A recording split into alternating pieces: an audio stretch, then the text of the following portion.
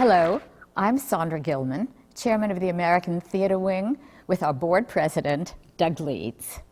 Welcome to our Working in the Theater seminars. Today, we're talking about the new musical, See What I Want to See. We'll be back later in the program to tell you more about what the American Theater Wing does. But right now, let's join our panel and our moderator, the longtime associate producer of Goodspeed Musicals, Sue Frost.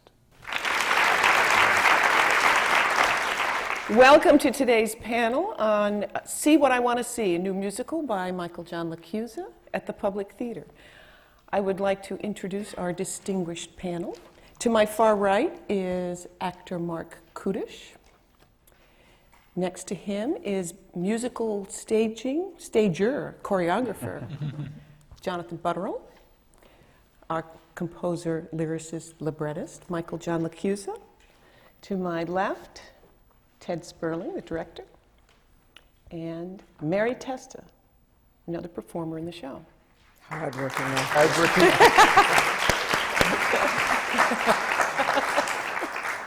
We're going to start with Michael John, who's going to tell us a little bit about the genesis of See What I Want to See. I had read the short story by Ryonosuke Akutagawa, who was a terrific and brilliant short story writer in Japan in the 1920s, and he had written a story called In a Grove, and that's the movie that the movie Rashomon is based on that.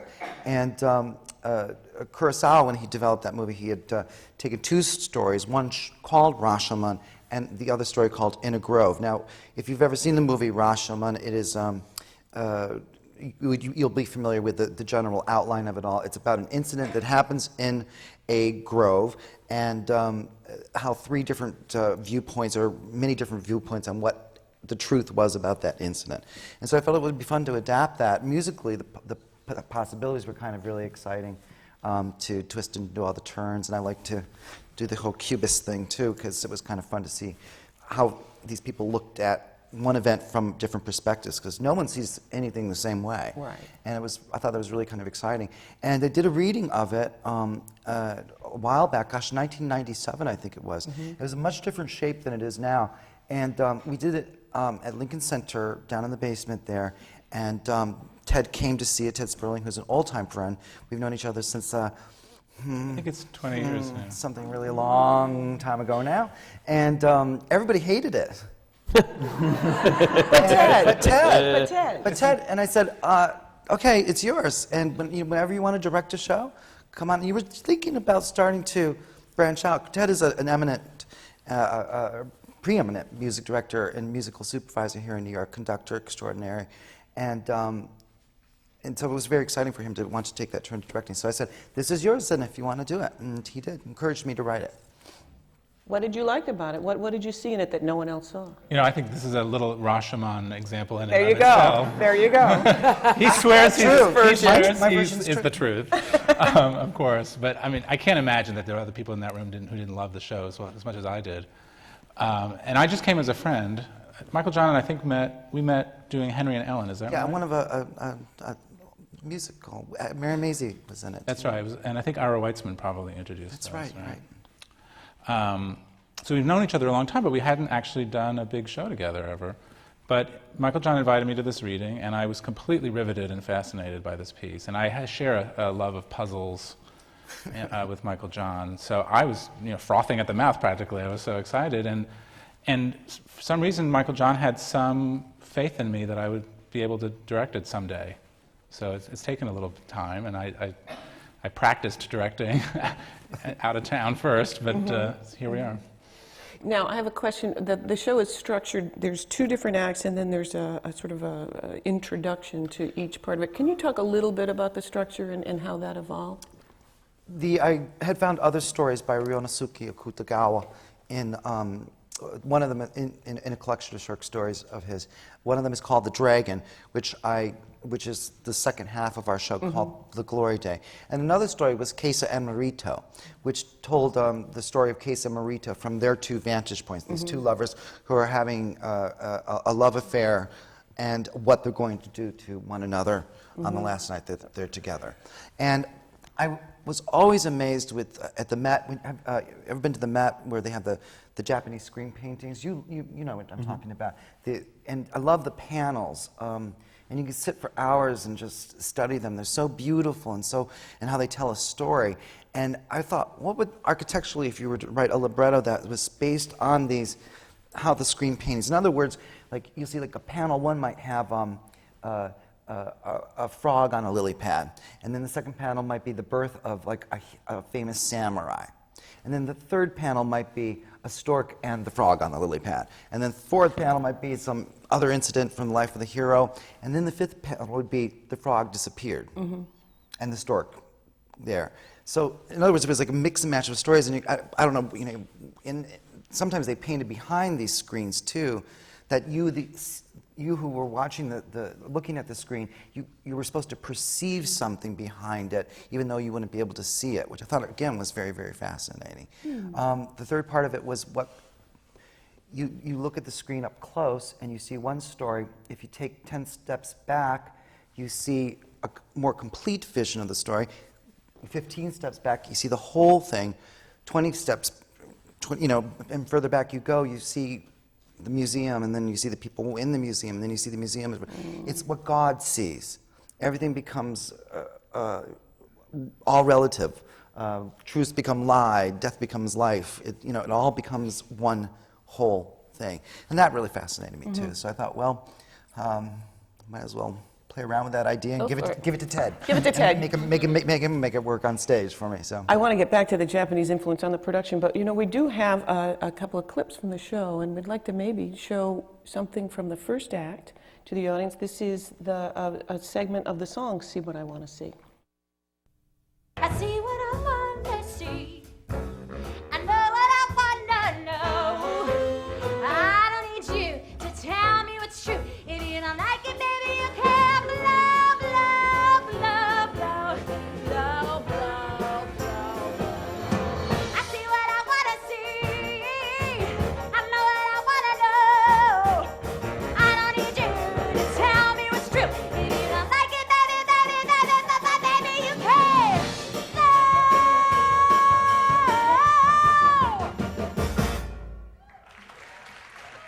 very influenced by the Japanese. Kabuki traditions. That was Idina Menzel and Aaron Lohr, I believe. Aaron Lohr's in Yeah, it, and Marc yeah, Kudisch and in Marc that scene. Kudisch. Yes, great. Let's bring someone else into this conversation. Jonathan, this is not traditional choreography. No, there's no choreography as such in the whole show. Right. How did you and Ted work together? Can you talk a little bit about that? When did you come into this project? I came to see a workshop that was done at Musical Theatre Works about 2 years ago, and Ted just said, come see this piece. And again, I was fascinated by it. It's completely fascinating. And again, it was not in the full form that we have now as well. And working with Ted, in terms of what I do, it's kind of a nebulous thing. What I do in terms of when there's no specific choreography, I just work with actors and creating a space in which actors feel that they're free enough to work, and also that there's a kind of physical dynamic and a kind of rhythmic tension of bodies in space that kind of communicates a story, and even something a little deeper, you know, because the way two actors can actually be on stage, just their kind of relationship in terms of space can actually communicate something that's just other than text, or it can actually communicate something sometimes deeper. And that's my job, to kind of just release that into the space. Had you two worked together staging a piece before? No, we hadn't worked in that capacity together. As a musical director? We'd done 3 projects together where I was the projects. music director and Yeah. Jonathan was the musical stager. We did an elaborate workshop of Wise Guys, Stephen Sondheim's piece with John Weidman. And then we did A Man of No Importance together at Lincoln Center, directed by Joe Mantello. And then we did The Light in the Piazza together at Lincoln Center. Sure, sure. Johnny's pretty much the only person I know who does what he does. I was going to say. They're really symbiotic. I mean, they kind of like Yeah. they kind of walk together, and talk together and It's a they very fluid Never collaboration. I was going to say, it'd be hard to sort of separate into two different rooms, wouldn't it? They You'd gang always up on working me a lot. together. They do? They gang up They on me do? a lot, They tell you what they yes. need? They gang up on me. That's a our lot. role. Works. That's the work. That's the work. Works. Marc, do you want to comment as a performer about working with Jonathan and Ted in terms of staging? You were nodding, so Yeah. I think you have something to contribute. Well, Johnny and I have worked together before. We did Assassins together.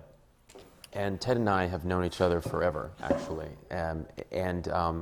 It's a really great process because you really have, especially for this piece, you have 3 points of view. Again, three different people seeing it from 3 different points of view that create a larger picture. And you know that each one of them has something very potent.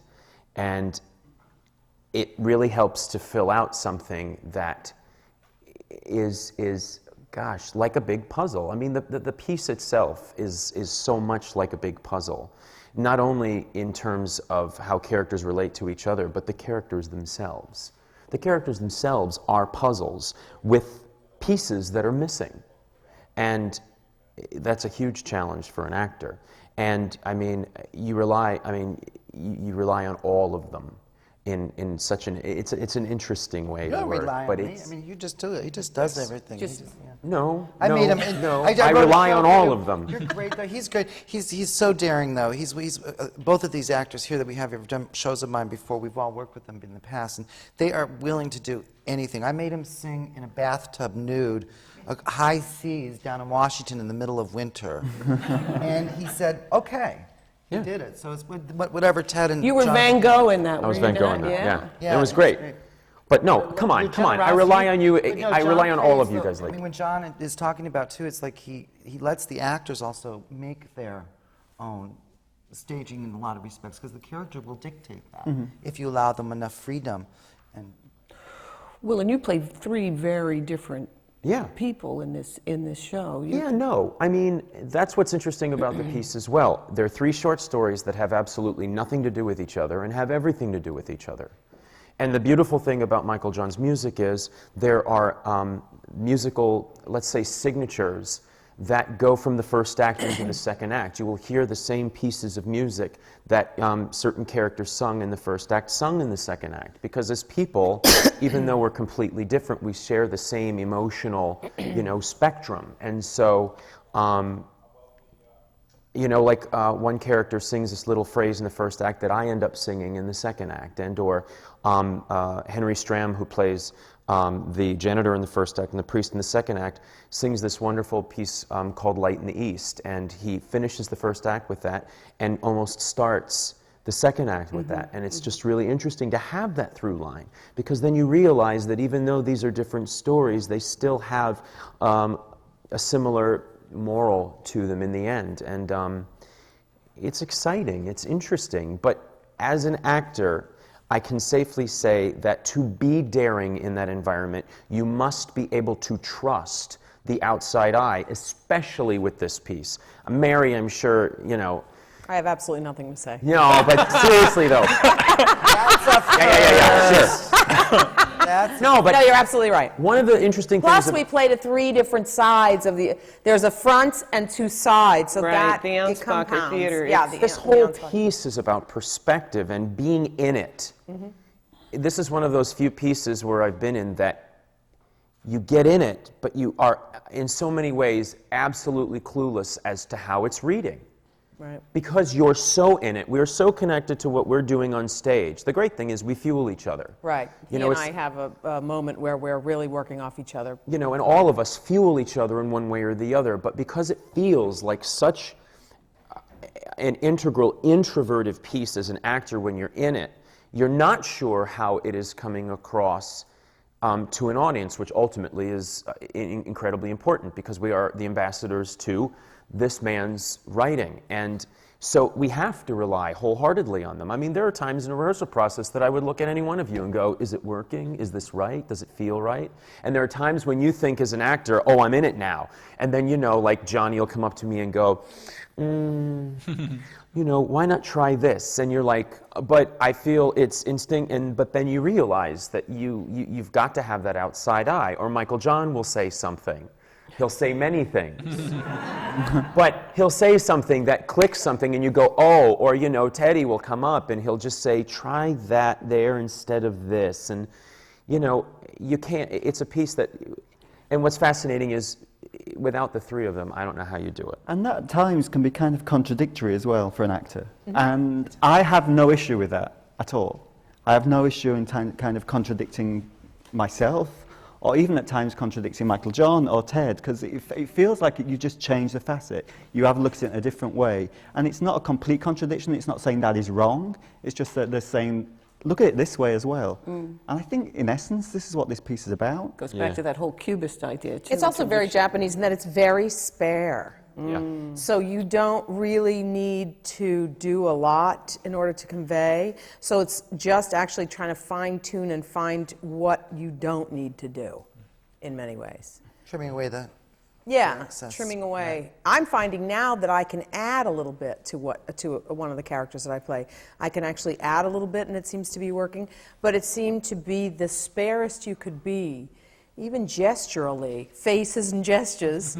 The sparest you can be is better for this piece. Certainly, in this space, it must have been wonderful to work in this space with this particular show.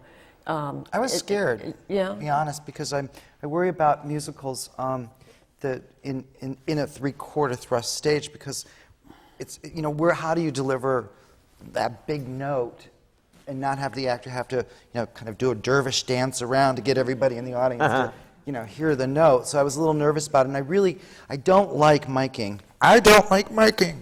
I don't like it very much in amplification in theater. So, but they've kept it very down to a minimum.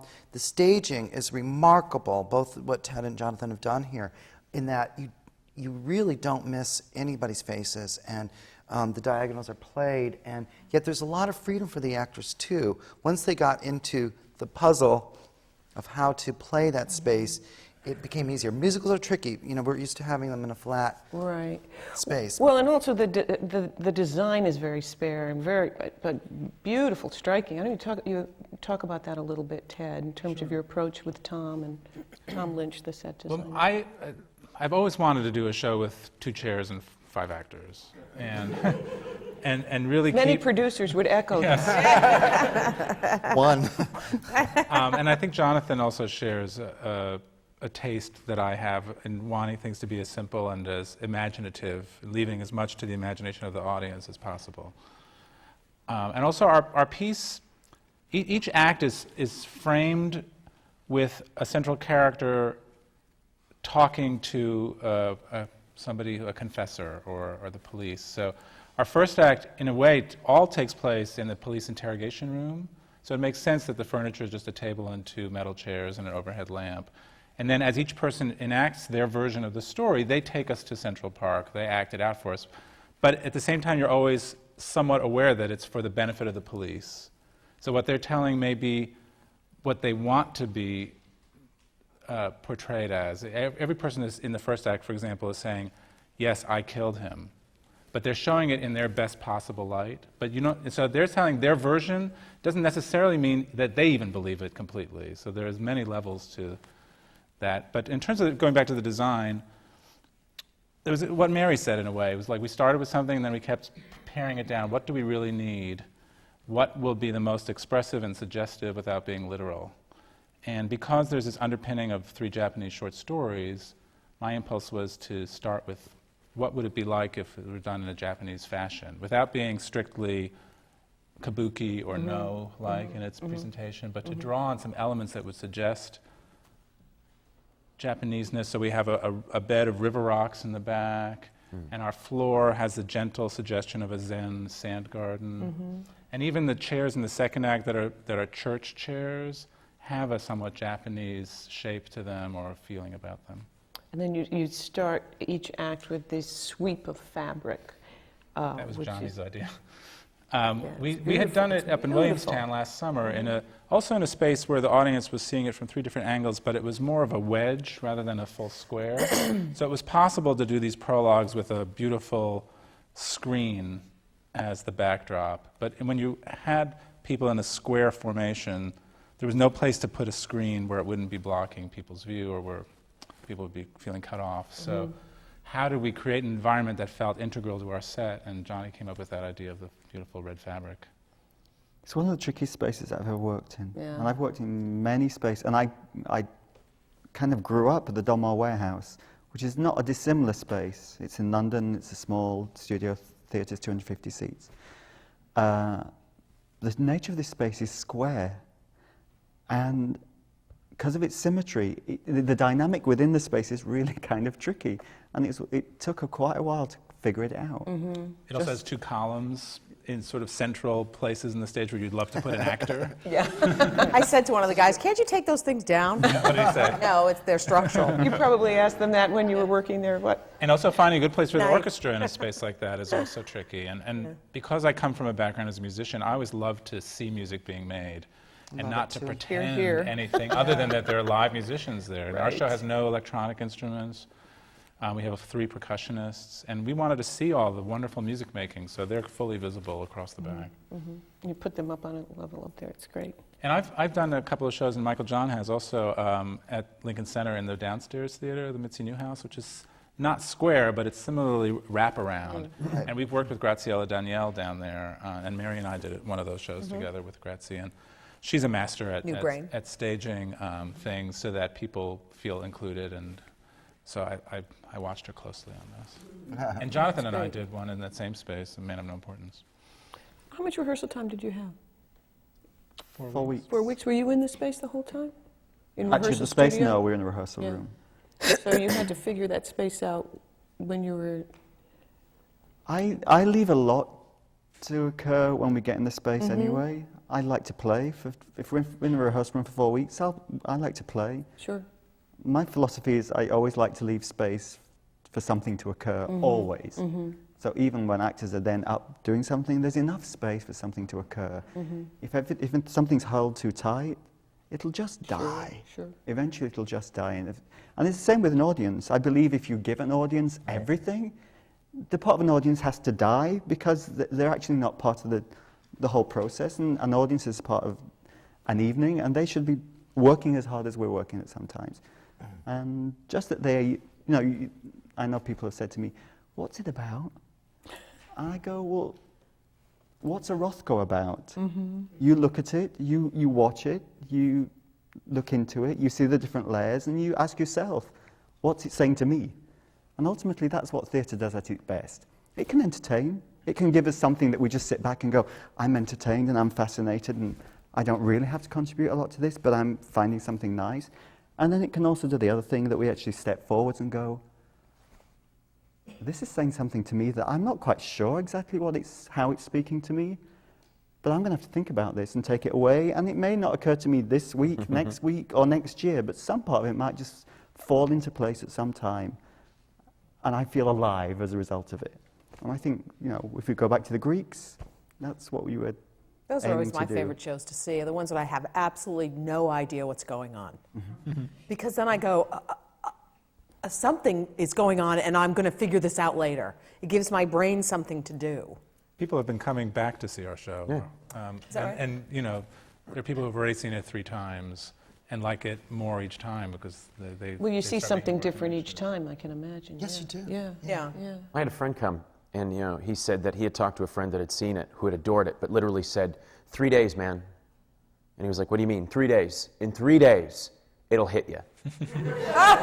Literally, he said That's 3 what I say days. about breakups. Give it 3 days. And he came and saw the show last night and was literally like, well, I'll talk to you in another 2 days. That's great. Yeah. That's great. But I love the fact that people go away and 3 days later they're like, oh wow. And I mean, why not? How fun to have an audience actively participating in an evening. Well, and to be able to walk away from it and still want to talk about it and figure it out, and 3 days later pick up the phone with the person that you went with and say, But that's one of the- something else occurred to me. One of the best reasons what they're referring to is why we're at the public theater. There's it is a remarkable space in town, a not-for-profit theater that's been around for a while, founded 50 years, right? Joseph Papp. Yep, they're celebrating their 50th 50th season this season. year. Oscar Eustace is now taken over from George C. Wolfe over there. And what's exciting about working down there, and why I think we were so excited to work there, first and foremost, was the audience that they have down there. It's a young audience. The subscriber audience is hip, older too, but willing to go on a journey and a challenge, and actually demanding to be challenged by the theater that they go to. Not uncomfortable to feel an emotion in the space that they're in over there. I think a lot of audiences today, we don't trust sometimes feeling things or an honest feeling in the theater. We distrust it. Maybe that's a cultural thing too, I don't know. But down at the public, they want that. They want that the audiences they've devoted themselves, the theater's devoted itself to developing that audience. It's expectation, I think, is if you go in knowing that you're going to be challenged and you're going to see something different and you're going to have a different experience, then you're open to it, Right. Yeah. And also, too, the whole company down there, the whole theater company is involved in it as a family unit, as a community there, which is a really healthy environment to work in. And then you can be really free and really be dangerous and take a lot of risks that you might not normally take in a commercial venue or even some other non-for-profits which are under the, you have to sometimes watch your step and walk on eggs. Sure. So we're very, very fortunate to be down there. And you had a fairly lengthy preview period, too, where you could continue to work on the piece? No? Depends what world you're comparing Never to. long enough, I guess, weeks, huh? 2 weeks, that's it. 2 You weeks. know, it's long compared to our 0 previews in Williamstown, but it's short compared to what you get on Broadway. Well, okay, now this is a good segue because I did want to talk. We talked a little bit about musical theater works. We talked about Williamstown. We talked about Lincoln Center. It takes a village, huh, to put this musical together. Yes, it does. Can you talk a little bit about what each step was and what each venue brought to the piece, or talk a little bit about that? Reading was done, and then I threw it away and put it in the back of the drawer. Saved it for Ted. Saved it for Ted, put it away. And then when the opportunity came up with Tom Cotton and Randy Luderman to do something with musical theater works, they and with a lot of help found some way to commission the work from me, which was great, to afford me a chance to write the second act that I wanted to write for Ted, as well as the companion pieces, Case and Marito. We did a reading of that and then a subsequent workshop with musical theater works, which we invited people to see. Including my parents. Including your parents. And whose birthday it was? We were there last Ed night. Yeah. Sperling's Sweet. birthday, 78, going strong. And that's when you saw it? I saw that. Now, were either of you involved at that point? Either of you as performers? I was. It had been written for Mary originally, but she was too busy being a star Yes, that's me. to be in a variety. What did you say, clawing your way to the I've middle? clawed my way to the middle. And how do you like the view? It's pretty even.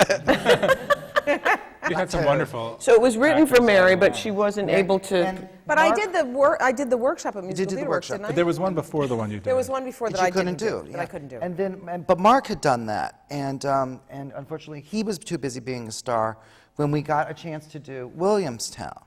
I mean, these people have got to make money, and you don't make money doing workshops, and you don't make money doing Off-Broadway. They don't pay very well for actors, and this is a very frustrating thing because we want to do exciting work in New York off-Broadway and off-Broadway, but the pay scale's so limited, and the rents just keep ballooning on the cost of living here. So Geritol keeps going up. Geritol, Midol. What are you talking about?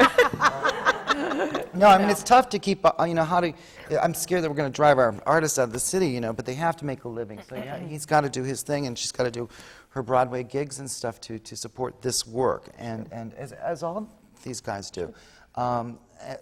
We did a and Michael Ritchie from Williamstown and Jenny Gerson wanted to do the piece and offered us a slot in Williamstown.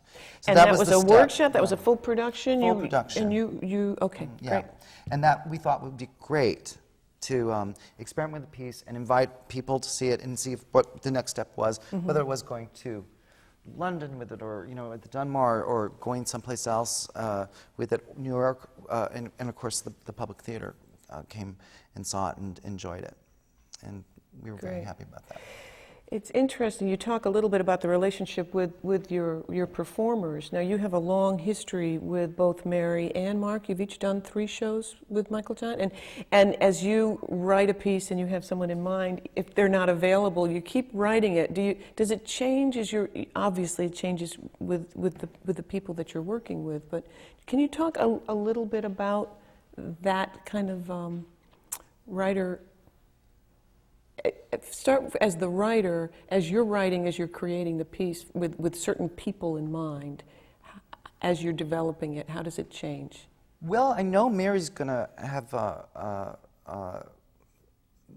this depth. You know, first of all, she's a great comedian. You cannot be as funny as she is, and a great comedian unless you're a great actor, you know. And underneath that, you know, the comedy is this great heart and soul. And to write for that, as well as having great technical abilities as a singer, she can sing at 9 o'clock in the morning. I love that. No, 9 o'clock. She can, but she doesn't. Not that I want to. But she can, and she can take on amazing roles. I wrote Marie Christine, Magdalene. The whole second act really centers around Mary Testa, as very much the second act here does too, for this piece. And she is she represents a lot to me in terms of women, and it's always a pleasure writing for her. And I know that, and if she can't do something, I know that somehow or another she's going to do it. You know, I have to, if I burn down some theater or something like that, I'll get her to do my show. I've said this before, and I'll say it again in front of all you people. I would be happy if I just did Michael John's material. I would be very happy as a performer, because it's like a banquet as opposed to a Twinkie. But it's fun though, you know. You also learn their tics and their quirks, and you know which notes you can give them. We had to rewrite something for the CPA, which of course was when I began writing Glory Day in the role of the CPA. Who is camped out in Central Park. I see Central Park. We're going to get a chance to see this CPA very soon. When I wrote this for Marc, I really did write CPA for Marc. And even in the rewrites, and this poor man, he had to learn a rewrite of that song day after day after day. Some new piece would go in, and I wind up giving him high C's and, you know, just crazy things, and he has to wear like practically nothing on stage. Again, that's why we're going to get to see this clip. Yeah, sure. Sing naked in a bathtub, sing a high C. Cold, but at least, you know, you have some partial clothing on this one here. So, come on, no, but the fun thing, I can tell you this though, from an actor's perspective of working with Michael John on music, it's very much a collaboration. It's very much an organic process, as opposed to just here it is, you know, like you know. They teach me more than I can but ever learn about. It becomes a relationship as opposed to just here's music, learn this music, sing it. And it's not. It becomes a dance in so many ways, less just sort of a performance. And it's intrinsic, not only musically, but actively as well, which, as Mary said, for an actor, you can't ask for anything else, because it's not like trying to make something work. It's not like lugging something on your back and schlepping it through an act, trying to make it, you know, snap. It really is just sort of like living in it and breathing with it and getting out of your own way and really allowing what this music is to, you know, for you to facilitate that. And we argue a lot. well, yeah, but it's an interesting thing. Yeah. It's like when we No, were we working argue on a the, when we were working down. You guys do, not me though. Oh, Yeah, right, whatever. We all argue because we love each other. But when we were working down in Washington on the highest yellow, there were certain things that I might have seen a certain way that at first he was like, oh, no, no, no. 2 weeks later, he comes back and he goes, you know what? I think we should probably do that. And it's just this interesting thing of each... You got to do the same thing, too. Absolutely. In this, I was like, no, I'm telling you. And then finally, you just come around and you go, yeah. I just had to let go of some stuff. You know, and it really becomes this process. But we all take that process together, which is what's really a wonderful experience. It's not like a music writer gives you music and you say, that kind of doesn't feel really like, you know, like it feels like I have to, and the music, you know, and the composer goes, but that's the challenge with my music. You know, it See, really... Michael John writes every note of what you need for your character is in the music. Yeah. So every emotion, every shade of your character is there for you in the music, which is a little scary because sometimes that doesn't happen. Sometimes it's in the book and then the music is something else.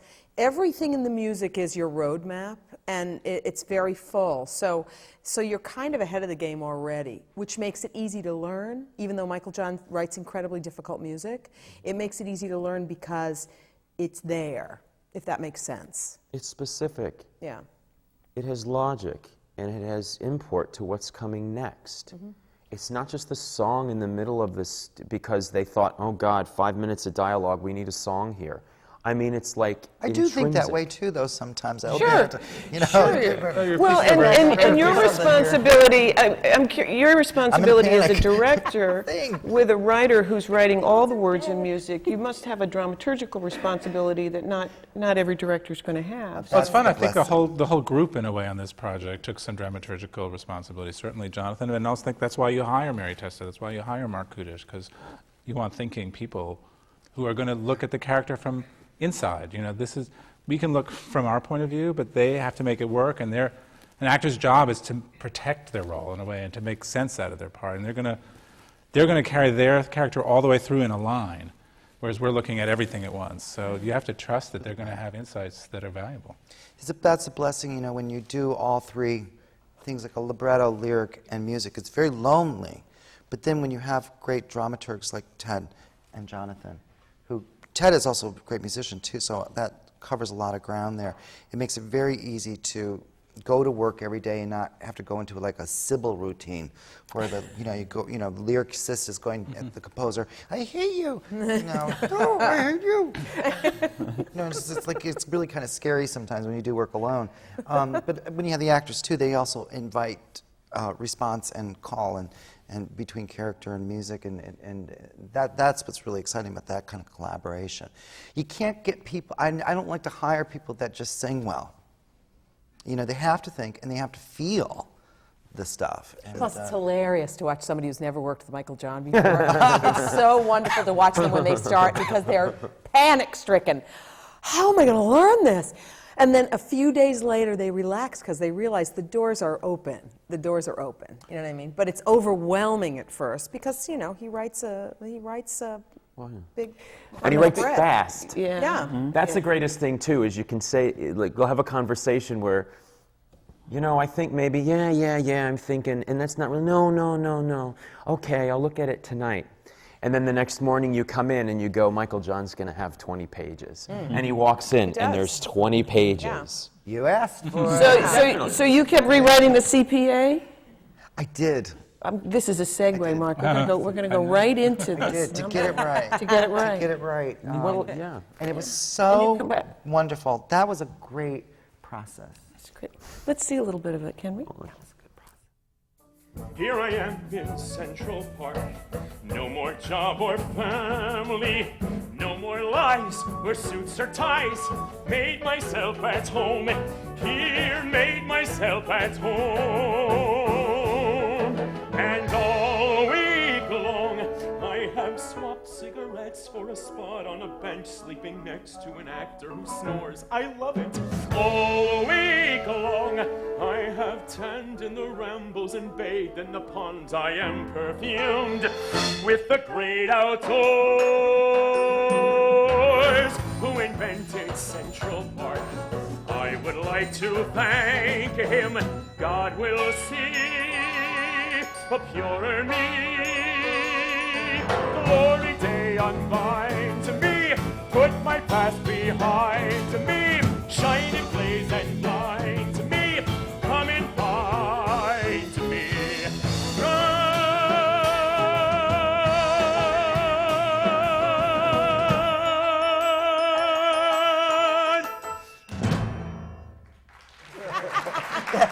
That's how the water gets on the stage from the Frisbee. That's how the water gets in. kept saying, What's all this water doing up here upstage? I'm gonna fall. I think this is a good opportunity to take a small break where we can hear a little bit more about the work of the American Theater Wing, and then we'll come right back to this. Thank you. The American Theater Wing has played a vital role in New York's theatrical life for more than 60 years. We stand for excellence, and we support education in the theater. Best known for creating the Tony Award, our work reaches beyond Broadway and New York. These seminar programs, which are supported by the Annenberg Foundation and the Dorothy Strelson Foundation, are an unequal forum for discussions with today's most creative artists. Downstage Center's in-depth interviews are heard on XM satellite radio. Our grant and scholarship programs support New York theater companies and theater students. And since we began, we have given away more than $2.5 million. Our theater intern group helps young people who are just starting in their careers build a professional network. And Springboard NYC is a 2-week boot camp for aspiring actors from colleges across the country. All of the American Theater Wing's educational and media programs are available for free, on demand, from our website, americantheaterwing.org. Now, let's return to the seminar.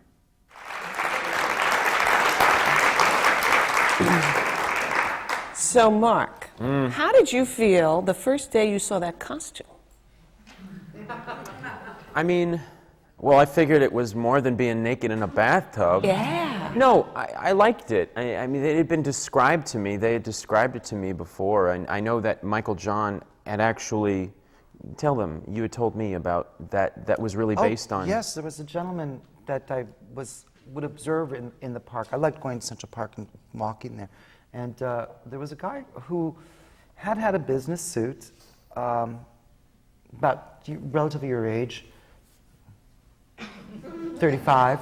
And he had taken his suit and he had cut it into this incredibly elaborate, actually quite beautiful, sort of dashiki look.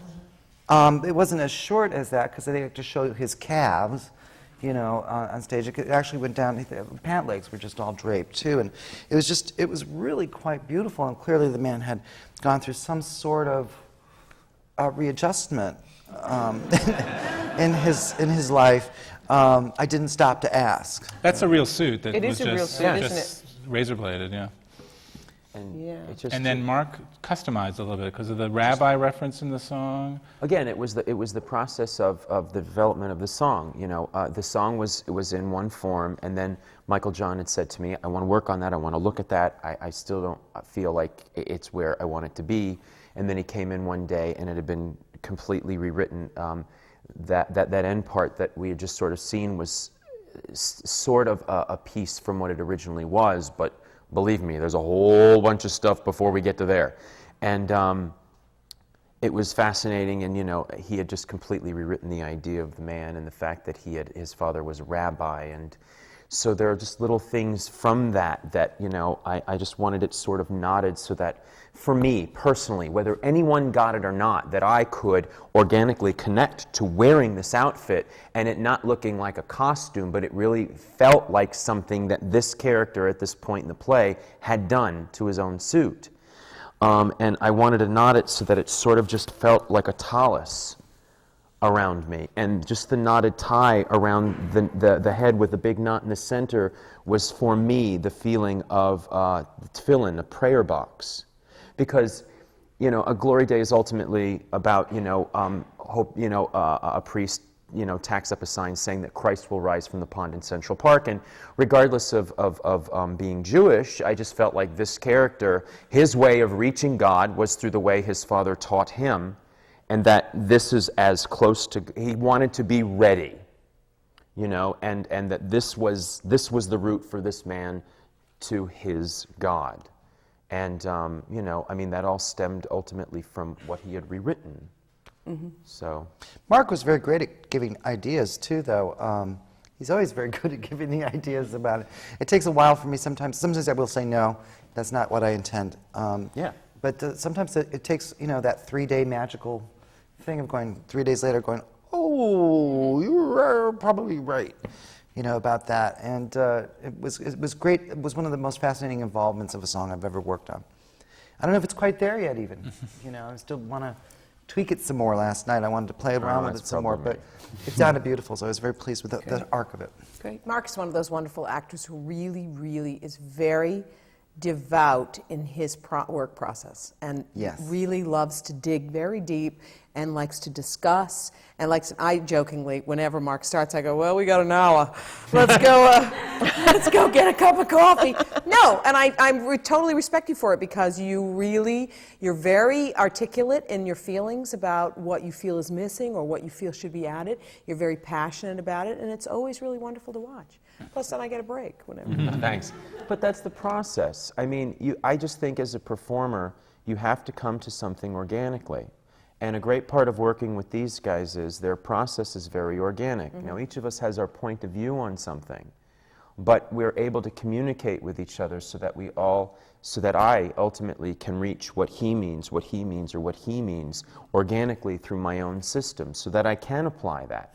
Part of it is having a feeling of something and Michael John coming back 3 days later saying, okay, I see what you're saying. Part of it is me coming back 3 days later and saying to these guys, okay, I get it.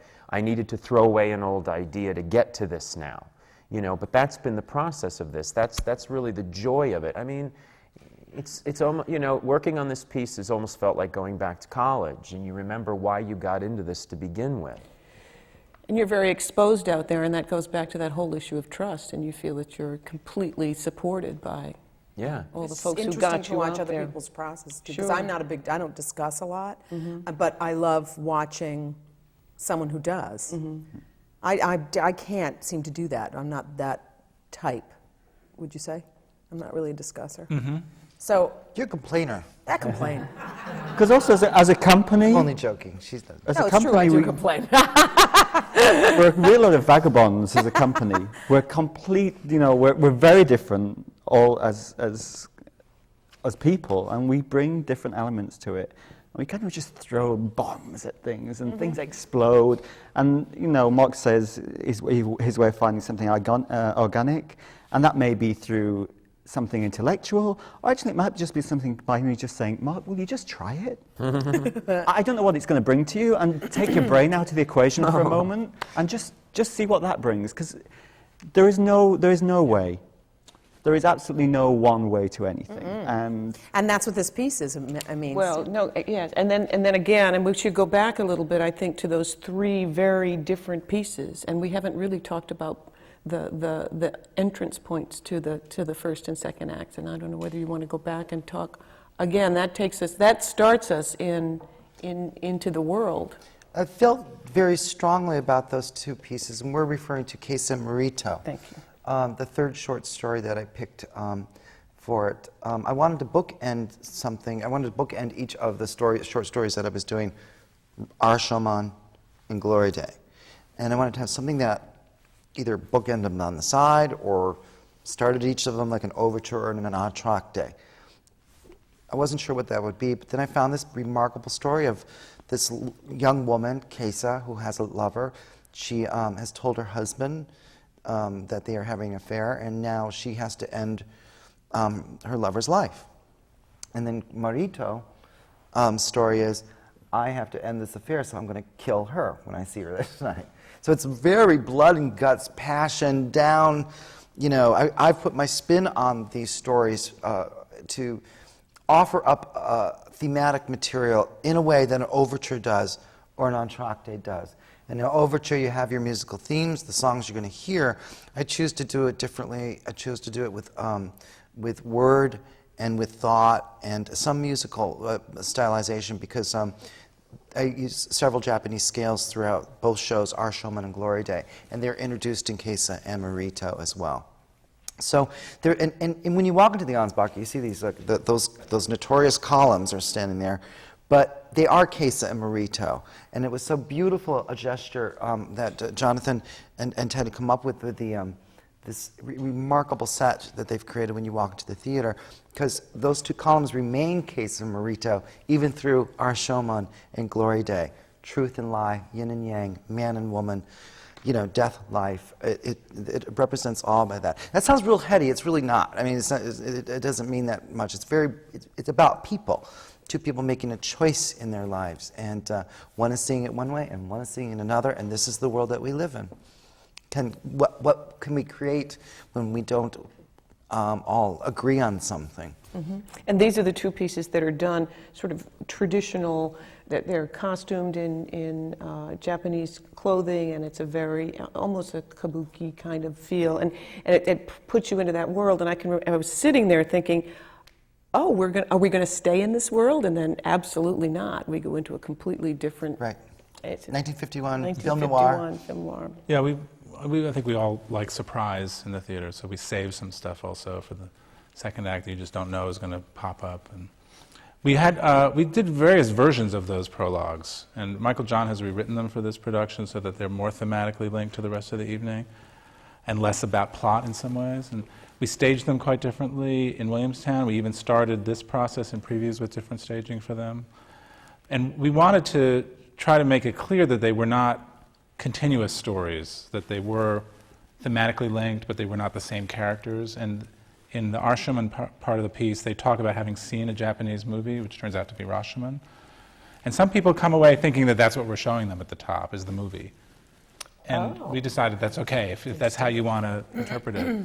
But we wanted to ground the production and the evening in something Japanese, and we wanted to make the two characters that you meet in those pieces feel and look different from the characters the same actor is going to play 5 minutes later. So we just, in this production, we went pretty close to full-out ancient Japanese. It's they dress, and what I like about those pieces, and I had a fight to keep them in. It's honest. I can be honest with that. Absolutely. My They were they're always supportive of me, but of it. But I did have to fight many times to say no, they must stay, because and working in the thematic, what I think is very thematic, has thematic importance, is that when we watch events unfold, or if we play the role of observers, our culture, American culture, has become very much that as of late, where we are watching and we don't do anything about it. What is our responsibility in that? And when you play the role of God and you sit back and you watch out of an airplane window as people are drowning, or you're, watching on TV as Diane Sawyer's, on the news, watching men die in Iraq, and you have your coffee, what do you feel? What do you feel, and what can you do, and what responsibility do you have? I mean, I think we're all in that kind of stasis place right now in our country. We know we must do something, but we don't know what to do about it, and we all feel that sense of responsibility, but we don't know how to act on that. So that's why Casa Marita, I believed in very strongly, and I needed to say that as clearly as I could, and that's why I went through a variety of rewrites, and that's why they're there to present that particular material. Again, that sounds heady and deep. It really is about people, though. Really honest to God, flesh and blood people. But we shouldn't be afraid of getting heady and deep either, because theatre can do everything. We can entertain as well as being heady and deep all at the same time. But and hopefully all at the same time. What's pompous about it is that, No, but theatre's a forum, and at times you have to speak out loud, and you have to say, look at our world and look at the world we're living in. And for me, and this took a long time for me to kind of arrive at, for me, what the piece is about, and it's only privately to me, is it feels that truth, to own ultimate truth, is a tyranny. To say that you have the truth, you have the way, actually will lead to tyranny, will lead to a Hitler, will lead to a world in which we cannot exist. It will just annihilate itself. And Aunt Moni says the best thing. And she's an atheist. So what she does say is, but I love you. And where does that come from? And ultimately, all we're left to do is be compassionate, and that's our responsibility, is to find compassion. And yes, we're very deep at this moment in time, but theatre can do that. And at times we have to look at ourselves and go, we're deep, we can go there and be unafraid of it. And with this piece, we can entertain at the same time. It can do everything. Well, that's a great segue, because we do have a piece of video of your character singing We Need a Miracle? What is that? There Will Be a Miracle. There Will Be a Miracle. There will be a miracle. There Will Be a Miracle. So let's go to that film clip, please. You can never rush a miracle. You can't force a thing to be. I am desperate for a miracle. but it won't come just for me. We will all share the miracle as everybody should.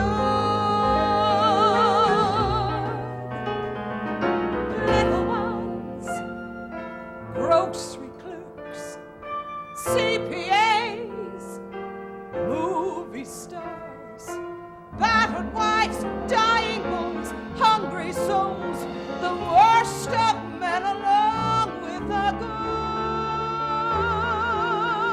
I always knew there would be a miracle. I wondered when and how. And I will see a miracle. There will be a miracle, if not soon.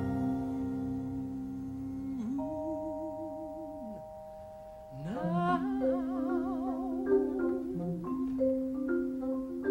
there will be a miracle. We will see a miracle. Rest. Wake me for the miracle. Wake me for that.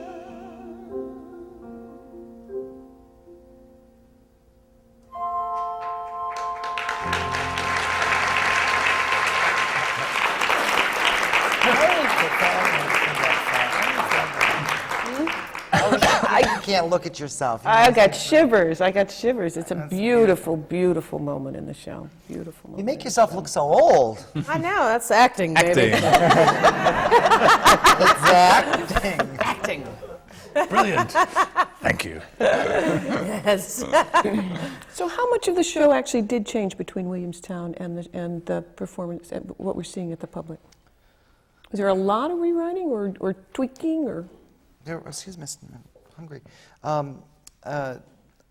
Yeah, there was a lot of tweaking.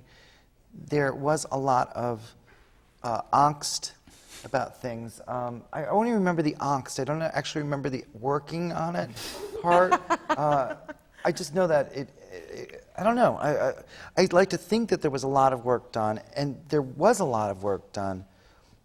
On the other hand, though, it feels like it's a step further than what we had done. Mm-hmm. I just don't, I can't remember what.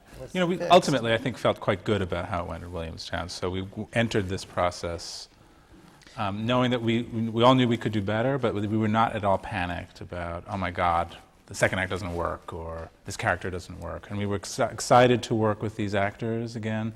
Marc had done this workshop, but then he couldn't do Williamstown, and we were excited to get his input now, you know, 6 Mary, months, a you did year later. Williamstown. I did Williamstown, yes. Yes. Mm-hmm.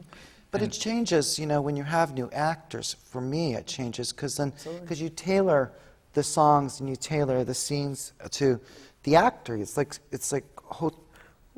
you know, it's Right. called. And new actors ask new clothing. questions. Yeah. So Adina had, you know, a lot of questions about Sure. her part, and it was exciting to explore them and see what we could find. So Mary, you and Henry were the two performers in Williamstown. Well, you want to, from a performer's point of view, do you want to talk about how the show changed for you, or just? Well, every time you do something, it's different, and I found that it did change in little subtle ways. And as I said before, this piece is so spare that even one word change changes everything. So I had a couple of line things that were changed, which kind of changed, you know, because it's spare. Mm-hmm. So, but the wonderful thing about working on it again is the opportunity to bring depth to the character, which is what Teddy said, like our first day of rehearsal. You know, now we can really go deep. You know, we can go, because Williamstown, we didn't have that much time. So it's finding sort of the new things and the things you, the deeper things, and then the things that you don't need. I remember in Williamstown that scene for me was very emotional, and I used to get very choked up during that scene in Williamstown, and now I am not choked up at all, and it's very interesting. I'm in a completely different place with this character than I was in Williamstown. So, you know, it's just every time you do something, it changes a little bit, which is the only guarantee in life. It's change. So I find that it's a deeper experience this time, and subtly different in many different ways. Yeah, I would second that. And sometimes I would throw, as Johnny describes, throw a bomb and say, like, let's do something completely differently than how we did it at Williamstown, just to see. And often we'd end up with some version that was closer to what we had originally done. But it was worth exploring and finding out why we liked what we did. I remember how I would come in and I'd say, hey guys, I got a new rewrite for the scene. And we'd all read it and everybody go, you know, that sad moment and a pause, you know, when you get that all of a sudden you smell everybody's so sad. It's like it wafts through the room, you know. and I go, what's wrong, everybody? You know, and you know, I realized that with many of the rewrites, I had to be very, very, very careful of what was added to things. And sometimes I will do that as a writer just to fatten up a little bit, or maybe for an actor, say, here, I know it's too much, but try it. You know, there were some things that you have to be very, very careful about. And I found myself cutting some of my brilliant new rewrites, you know, getting rid of them, because I didn't need them. They were being said already. One, by the staging, it's a show, not a tell, right? And secondly, by my actors who can bring so much to things. The white space, the sound of their voice. Their voices are the characters. And thirdly, I have colors that I have to think about in terms of orchestra. Because an orchestra, these beautiful, beautiful orchestrations that were devised by Bruce Coughlin, contribute so much. I love working with Bruce. He's one of the great artists of my generation to work with. He is so in touch with the idea of supporting an actor, much like the olden days when Merman would go out and sing, and you had these great orchestrations that supported her and her generation, where these orchestras would sit right there in full view, and play and make all this beautiful music, and there was no mic. These orchestrations were written specifically. The Russell Bennett orchestration, so great. And Bruce reminds me so much of that, and that he can write an orchestration which you don't need to have microphones to sing over. I just think it's genuinely wonderful. So when you have that element going into it too, you realize that you can say less and do more. Did you have the same number of instruments in Williamstown? Was it a smaller? It was similar, but it was 5 instead of 7. It was dictated by budget and space up there and time, but there was a useful process to see what we still needed, what we could still benefit from adding. Brought in a lot more Japanese toys to play with, and you've got 3 percussionists on the show, right? Yeah, and a great bass player, terrific yes, bass but player. we didn't have any bass. So yeah, it's been a lot of fun. I would say, and I don't know if we spoke enough about the rest of your collaborators on this team. It's really a wonderful team. Yeah. Now, are these folks that you've all worked with before? Mostly. Or pretty much? I tried to surround myself with people either I knew well and had worked with before, or people I just knew were at the top of their fields, especially since I'm still relatively new to directing. So I wanted to surround myself with experience. So we have a terrific design team. Tom Lynch did the sets, and Caitlin Ward did the costumes, and Chris Ackerland, with whom we did Light in the Piazza, did the lights. And Acme Sound and Nevin Steinberg did the sound design. I've done many shows with Nevin. Great. And Christopher Fennick. Chris Fennick, young man who's music director, brilliant, brilliant young guy. That must have been a challenge for him working with you as a director, who you are. Well, you know, we didn't. Working is a very good, interesting word for this seminar. Working in the theater, because it's mostly play that we do. It's mostly playing in the theater. But we worked hard, and we had to really work through a definition of roles. You know, while we worked on this project, you know, I had to give up a certain amount of feelings about it because I had to trust Ted's expertise as a musician, and it was tough. It was hard. We went through a period where I had to be completely silent about anything musical. I had to separate myself from that, even though I had, you know, a lot of instincts or opinions, because it just didn't feel right for Michael John for me to be intruding on that. He wanted me just to be the director and let the music department do the music director. That's right. And so it was great though. But that's what you learn, and it was great though when finally just to release and go, yeah, okay, now that's it, and then trust and have a family. You know, Much that easier was, this time. Oh, it was just fabulous, yes. Was that the dynamic up at Williamstown? Yeah, we had a lot of fights about it. And Michael John had a nightmare one night. We both had nightmares the same night. And Michael John's was that I was rewriting his show in a room hidden far away.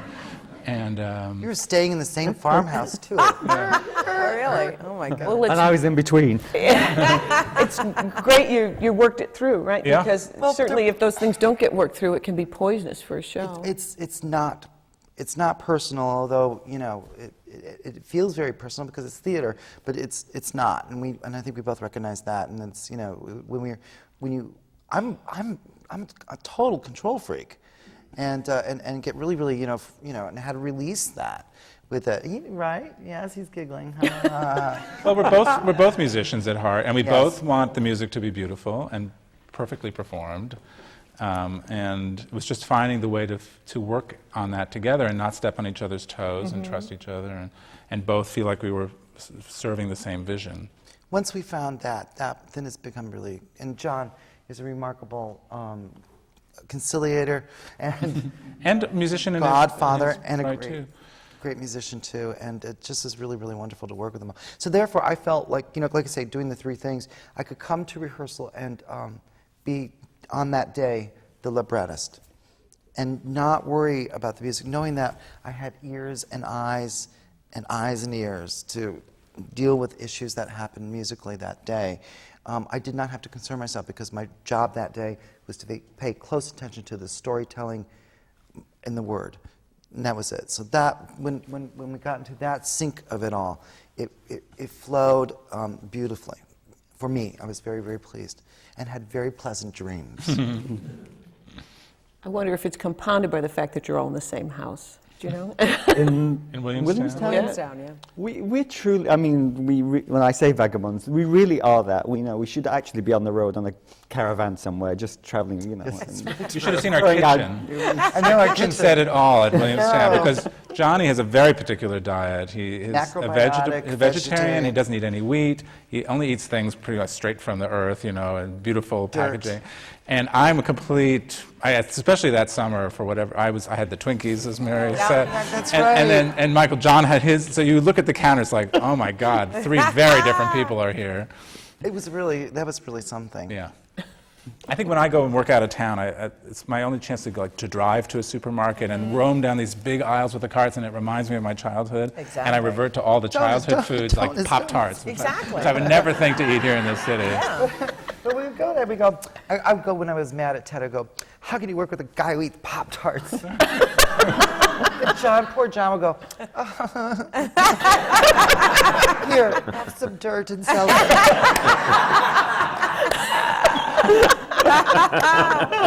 It ultimately turned out okay. Now we're in New York, we have our own apartments. Yes. We can get away from that. It also rained every day we were there, or it felt like it. Well, it didn't, but That's what you remember. Yeah. It was raining in their house. Remember. We have one more clip from the show. It might be nice to look at. This is Glory Day. This is a big ensemble number, I guess, for an ensemble of five. There's 5. The ensemble of five. it's so funny though. Before you run it, it just proves how, if you can cast a show right, and you don't have to have 100 people on stage, you know, pretending to dance around and stuff, you know, like what you see these days. You can get 5 brilliant actors, a good, you know, music stager, and a great director, and great designers. 5 people can feel like, you know, DeMille epic. It's just remarkable. So that's it. All right, let's go to this clip, please. The losers have got nothing to lose. Glory! You've got your crippled and blind and deaf, a selection of afflictions to choose. Glory! And vulnerability to use as we wait for the glory.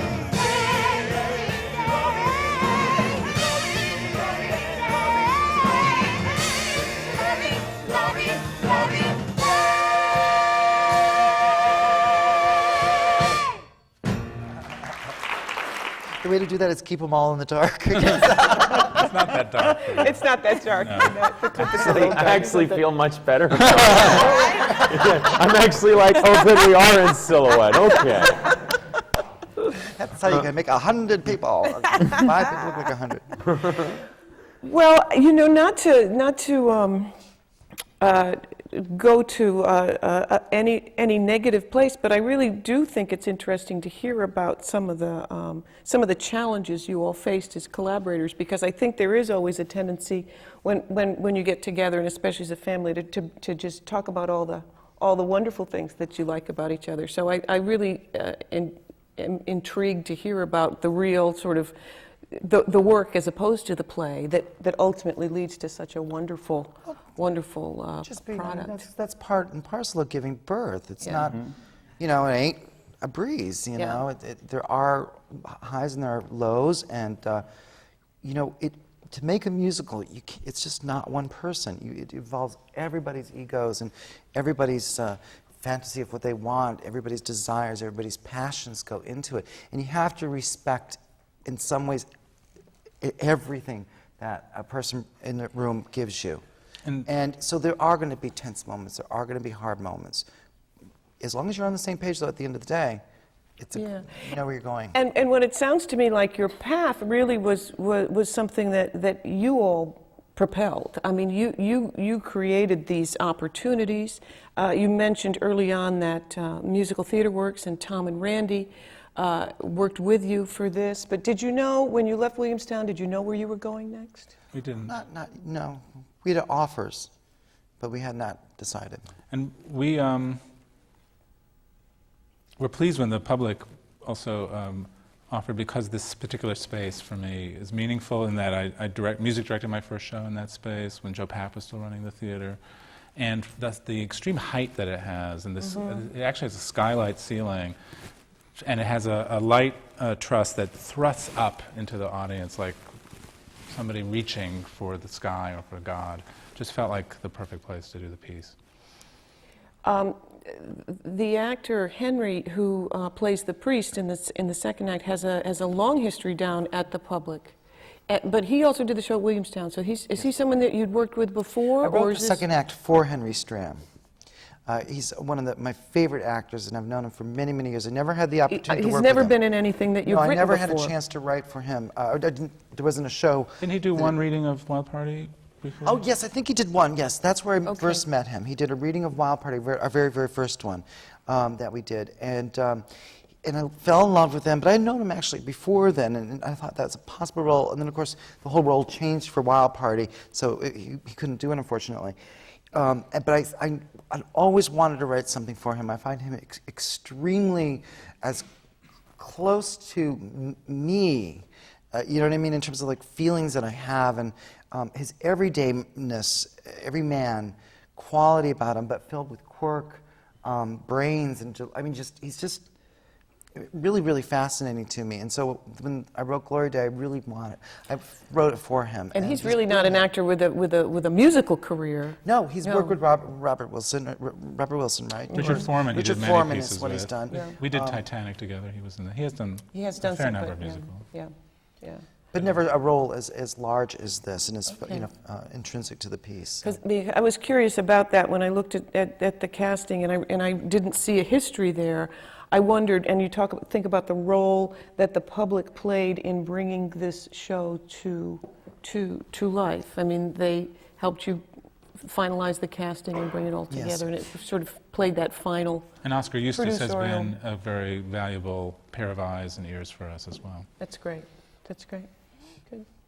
And you know, the Public made its first real splash with a musical, Hair.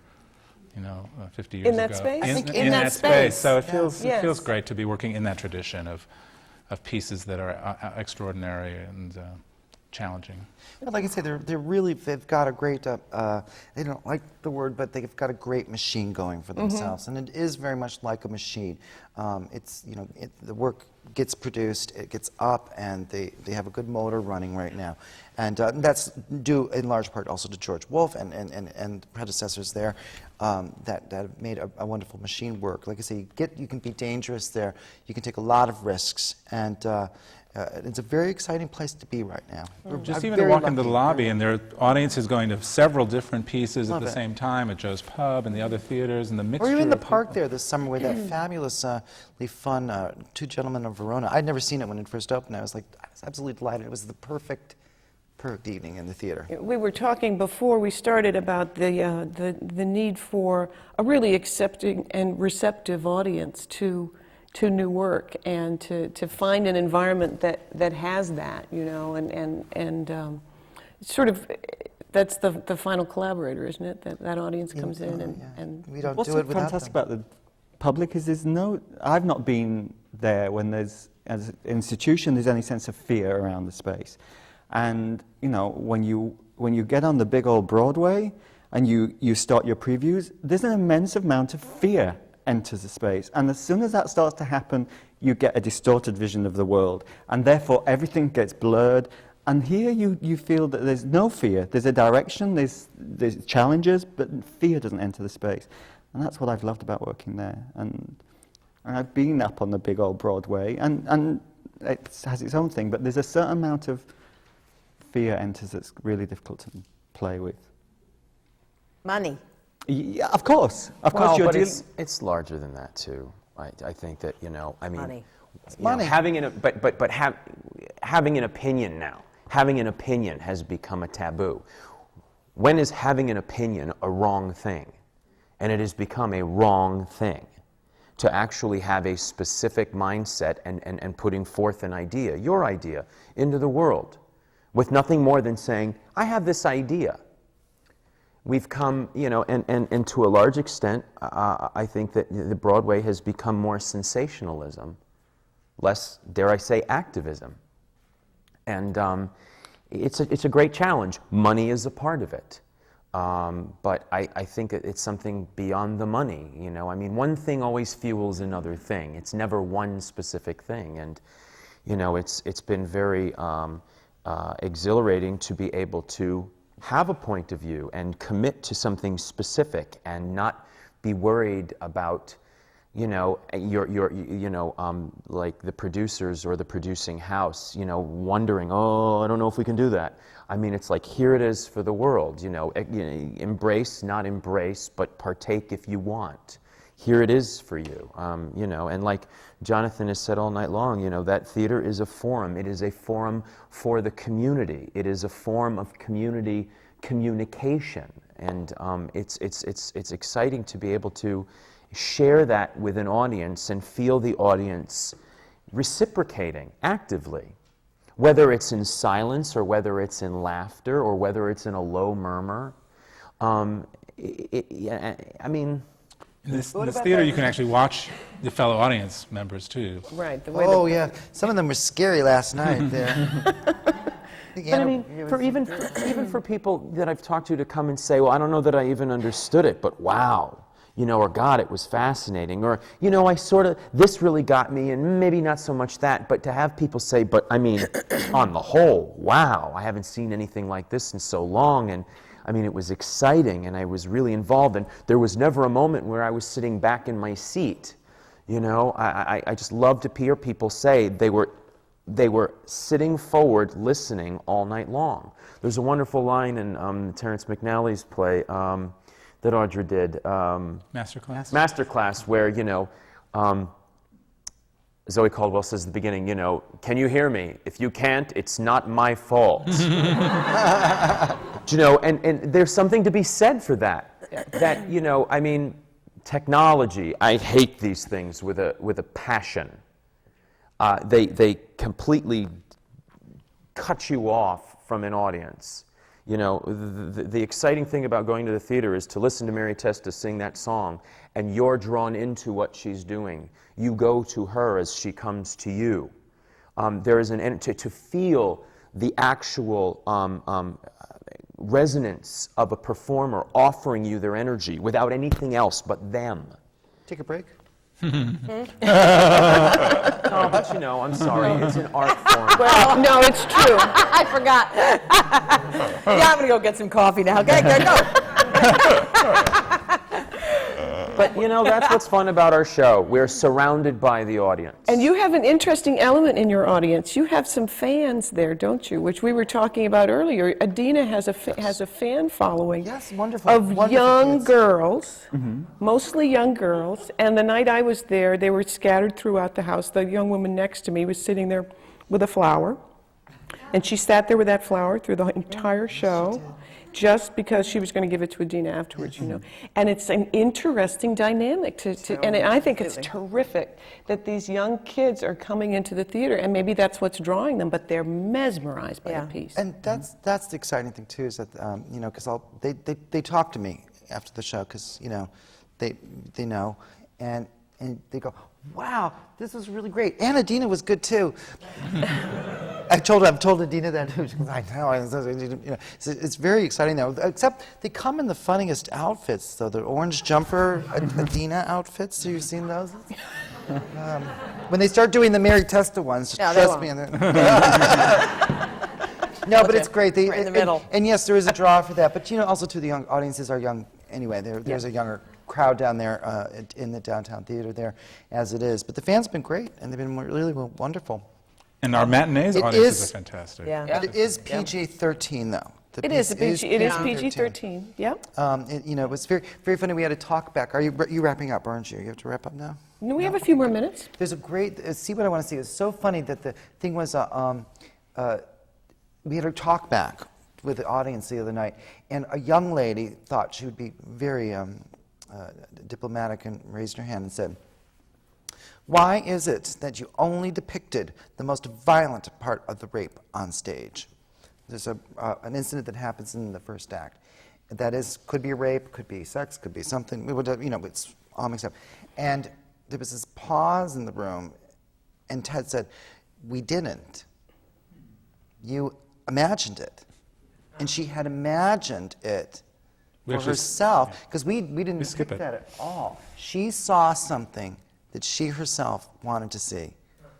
And that blew my mind. You know, you could feel the audience go, "Whoa, wait a minute, lady."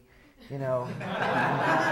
Which is true. But I didn't. But it's not to laugh at her or anything like that. It's just she felt she had seen something because of the power of the young actor Aaron Lohr, who's playing the thief. He conveyed something so potent on stage that night, and he did, that she saw something. Wow. That didn't really happen. That didn't happen. She's so cool. My aunt, when I told her I was working on this piece, she remembered seeing the movie in 1951. Oh, yes. And she said, I never had seen a violent rape on screen before, and it's not in the movie either. Not there. Wow. That's the power. And that's why I bring it up, because remember that? You told me that. You told me that story, and that happened to you the other night. That's right. See what you want to see. Sing. You know. We've got a few more minutes before we wrap it up. Okay. Is there anything you want to add, Ted, that we may have missed? Anything about the show that you feel is important to convey? Well, it's funny. My sister came last night also to the opening. There were lots of Sperlings Yeah, there so last it was my dad's birthday, Yeah. so we made a thing out of it. And she asked me at dinner, she said, "Tell me what I should be looking out for, and tell me what's your favorite moment." And I thought for a moment, I said, "I'm not going to say anything. I just want you to come and experience this and then tell me what you thought." And we used to have projections as part of the evening to try to delineate the sections and explain a little bit. And we actually just technically could not find a good way to do that in this space. But I don't miss it anymore. I'm glad that people can just watch it unfold and make of it what they will. The way I saw it when I came to a reading at Lincoln Center, 7 years ago, I had no idea what I was coming to see. I didn't even know it was based on Rashomon. And I just sat there and I thought, oh, wow, this is interesting. And, oh, that's what happened? Oh, no, that's what happened. And I just got sucked in, and I really hope that people feel that this time, too. And what are you coming as for Halloween this year? We record our cast album on the 31st on Halloween. So you'll all be in costume? Well, some kind of costume. Ted used to go as a UNICEF box. I told right? Yeah, we've found that out. As a kid. Which I made myself a giant orange oak tag UNICEF box, and I looked out through That is so funny. That is so perfect. It's what so sums me perfect. up. Yeah, we go in the recording studio, so we're going to have some tricks and treats there while I'll we bring do my the scream album. mat. So. Your what? My scream mat. Yes, she puts a screen mat during Halloween out in front of her I'm sure dressing room, and you walk on it and it goes, Ah! You step on it. Ah! It's the most fantastic thing. You really have to get one. and they're coming as... I'm coming as an actor who's going to be doing the album. A brilliant show. Okay, got it. But I think, just going back to our time at Williamstown and that funny old house we were staying in, and the dirt and the Pop-Tarts, there's dirt and Pop-Tarts in this musical. It has everything, you know. It's not just the dirt and the earth. It has the froth and the sweetness, and that's what we should be. We should be doing everything in theatre all at the same time. Adina sometimes would ask Jonathan, so am I doing this or that? And he would say yes. That's right. That's right. It was great though when you have a mixture of, like I say, all different types, all different people. And to have it all become one. That's when you know you're doing something right, and it becomes one entity. And you have, like what you're saying there, the assert. You're the sweetness and the light one. I'm the mean one. He's the quiet one. Right. So we ultimately have a nice, mean, sweet, quiet. They're like the Pep Boys. And it's all out there right in front of you. There's nowhere to hide. Company? There's nowhere to hide out there. Like 3 heads. Oh. Yeah. Oh no, I thought you meant like the pet shop. No, the Pep Boys. You guys know what I'm talking about, don't you? Never mind. Let him work. It can be the Pet Shop Boys. Yeah. Well, we are just about ready to wrap this up. I wanted to let you all know that the American Theater Wing's Working in the Theater seminars are brought to you from the Graduate Center of the City University of New York in association with the CUNY Department of Continuing Education and Public Programs, as well as our longtime partners at CUNY TV. On behalf of the American Theater Wing, please join me in thanking our wonderful panelists today.